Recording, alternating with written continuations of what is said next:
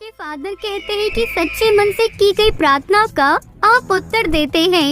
मैंने तो पूरे मन से आपसे प्रेयर की, लेकिन आपने कोई जवाब नहीं दिया। अगर आपको लगता है कि आपके बिना मैं अपने पापा को नहीं ढूंढ सकती, तो ये आप गलत सोचते हैं।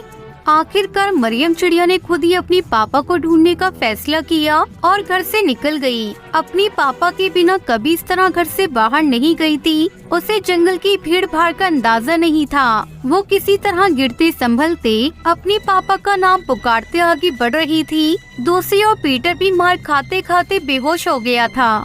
लगता है कुछ ज्यादा ही शातिर है, बिल्कुल मुंह नहीं खोल रहा है। कोई बात नहीं, इससे तो मैं बाद में निपटूंगा। इंस्पेक्टर साहब थाने से अपने घर जाने के लिए निकल गए। थोड़ी दूर उन्हें मरियम चिड़िया सड़क के किनारे बैठी हुई दिखाई दी। वो रोए जा रही थी। इंस्पेक्टर की बेटी भी मरियम की उम्र की ही थी, इसलिए उसे देखकर उन्हें दया आ गई। तुम कौन हो बेटी? इस तरह रो क्यों रही हो? तुम मुझे बताओ, मैं तुम्हारी मदद करूंगा। आपको जीसस ने भेजा है क्या अंकल? जीसस? हाँ, उन्होंने ही भेजा है। अब बताओ तुम क्यों रो रही हो? मेरा नाम मरियम है। मैं अपने पापा को खोज रही हूँ। वो रात से घर नहीं लौटे हैं। क्या नाम है तुम्हारे पापा का? कैसे दिखते हैं वो? मुझे बताओ, मैं उन्हें ढूंढूंगा। बेटा, क्या नाम है उनका? वो कैसे दिखते हैं? वो मुझे पता नहीं, मैंने आज तक उन्हें नहीं देखा। अरे ऐसा कैसे हो सकता है? अच्छी भली तुम दिख रही हो और कहती हो कि तुमने अपने पापा को नहीं देखा। कभी कभी आँख का देखा भी सच नहीं होता है अंकल। मैं जन्म से ही नहीं देख सकती।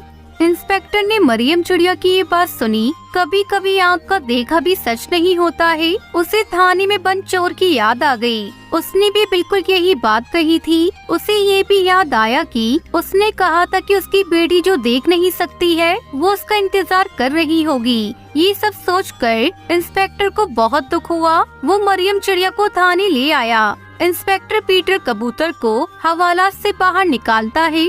साहब, आप फिर से मुझे मारेंगे। मुझे मत मारिए ना, मैंने सच में चोरी नहीं की है। प्लीज मुझे घर जाने दीजिए।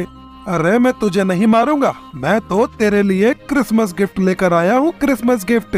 इसके बाद इंस्पेक्टर ने मरियम को आवाज लगाई। पुलिस थाने में मरियम को देखकर पीटर कबूतर को अपनी आंखों पर भरोसा नहीं हुआ। उसने दौड़कर उसे गले लगा लिया। अरे मेरी परी यहाँ कैसे आ गई? मुझे ये अंकल लेकर आए पापा।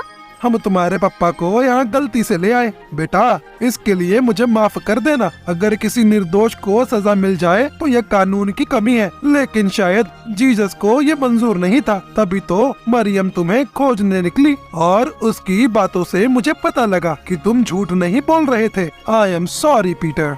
फिर सभी चर्च गए। इंस्पेक्टर भी चर्च आए थे। उन्होंने उन दोनों को मैरी क्रिसमस तो कहा ही, साथ ही एक बहुत बड़ी खुशखबरी भी उन्हें दी। हमारे पुलिस विभाग में ड्राइवर की नौकरी की वैकेंसी निकली है। मैंने तुम्हारे नाम की सिफारिश की है। बस तुम्हें ड्राइविंग टेस्ट में पास होना होगा।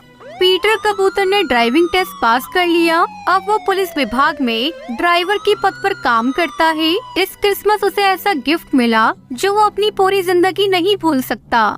शिकंजी ले लो शिकंजी, नींबू सोडा से बनी शिकंजी। शिकंजी ले लो शिकंजी, नींबू सोडा से बनी शिकंजी। सुंदरवन के जंगल में बंटी कबूतर अपनी पत्नी टुनटुनी चिड़िया के साथ रहता था। उसकी एक बेटी थी जिसका नाम लूसी कबूतरी था।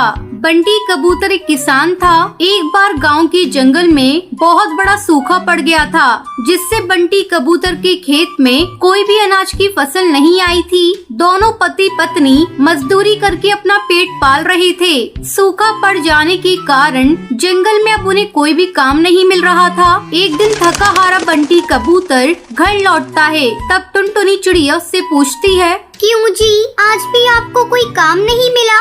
नहीं टुनटुनी चिड़िया, बहुत कोशिश की लेकिन कोई काम नहीं।